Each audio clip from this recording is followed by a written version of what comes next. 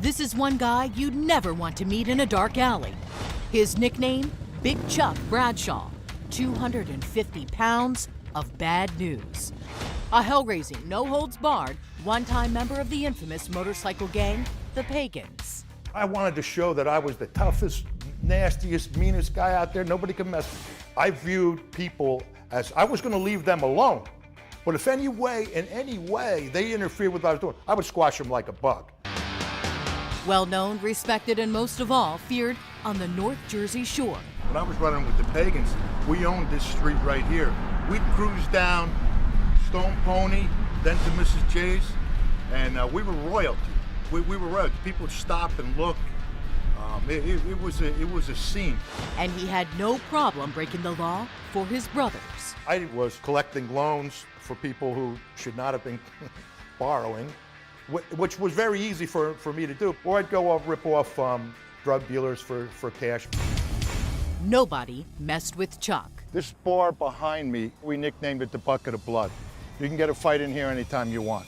But there was one fight in this bar that would change his life forever. This was a very gory fight, and I had clearly broken his nose with a punch. That was fear, adrenaline-laced right cross that shattered this guy's face. And then I got knocked to the ground with him. Now, his blood and his, snot and everything, it's all coming out of his body. It's all over. It's a really disgusting scene. And it really turned my stomach. And it was a turning point for me because I guess, is this gonna be my life now, Chuck knew sooner or later he would have to give up the life of an outlaw. If I don't make this break, what's gonna happen to me? I'm gonna wind up in prison or dead. And it's gonna happen probably not too distant future. But Chuck knew walking away was not going to be easy.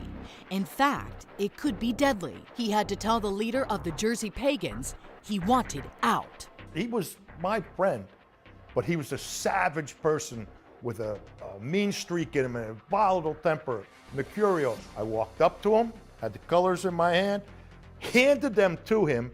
He snatches them out of my hands, and I go, I'm not into this anymore. And I looked him in the eye, and he looked at me, and if I showed enough fear at that point, I was gone. So I turned my back to him and walked away. For some reason, the Pagans never laid a finger on Chuck.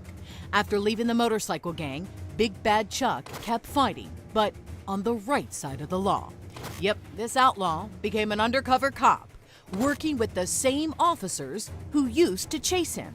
They knew that he was a pagan. They knew that he got hired. Not too many people trusted him in our division. Look, a lot of those guys didn't want me. There's no question about it. But I was a skilled fighter, and I had their backs. Chuck's life as a thug gave him the skills to take down drug dealers, so he gets assigned to a narco undercover squad. Look, this was very easy for me. When I was in the pagan motorcycle, I'm robbing drug dealers, So doing this under the auspices of the law, this is very easy. I have the best skill set of anybody that ever went undercover. Well, this was the headquarters for the Bayshore Narcotics Task Force. We had in here what's called the Wall of Shame, all the pictures of people that we were dealing with in narcotics transactions. And this was the think tank for us. He's partnered up with Jack Mullins. I think he's one of the most honest, one of the most intelligent cops I know. Jack got to see firsthand how Chuck's life as an outlaw saved their lives during an undercover sting. The dealer's sitting right behind me in a chair inside of it. But Jack's sitting right there with his, when I'm trying to build this story about us being outlaw bikers, and he was perfect. I told him, don't talk, just grunt, sound nasty, because he doesn't understand the motorcycle game that well. But he was great.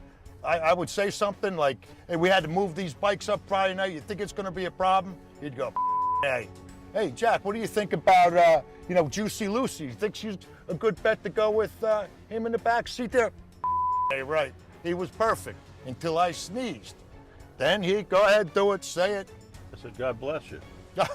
I'm like, God bless me. I love biker talks like that. In my mind, I'm like, I reach over, bam. I said, since when did God ever bless me? God's been me. That's what he's been doing. Bam, bam. Then I look over at the guy in the back seat and I go, hey, are we square on this drug deal now? Because if we're not, you're out of here right now. He goes, no, we're good. I'll do it. I was just having manners.